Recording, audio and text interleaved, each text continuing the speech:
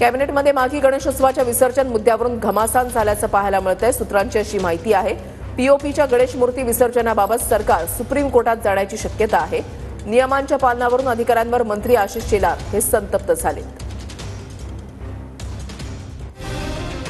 पालिका अधिकाऱ्यांच्या भूमिकेवरून शेलार संतप्त, फडणवीसांकडे तक्रार, सूत्रांची माहिती। कॅबिनेटमध्ये माघी गणेशोत्सवाच्या विसर्जन मुद्द्यावरून घमासान, सूत्रांची माहिती। पीओपीच्या गणेश मूर्ती विसर्जनाबाबत सरकार सुप्रीम कोर्टात जाण्याची शक्यता। नियमांच्या पालनावरून अधिकाऱ्यांवर मंत्री आशिष शेलार संतप्त। अधिकाऱ्यांकडून हिंदू विरोधी भूमिका घेतली जात असल्याची शेलारांची तक्रार। उच्च न्यायालयाच्या कायद्याचं पालन करण्यावरून अधिकाऱ्यांकडून दुटप्पी न्याय का, शेलारांचा सवाल। अधिकाऱ्यांकडून भोंग्यांसाठी एक न्याय आणि हिंदूंच्या सणांसाठी वेगळा न्याय दिला जात असल्याची मुख्यमंत्र्यांकडे तक्रार, सूत्रांची माहिती।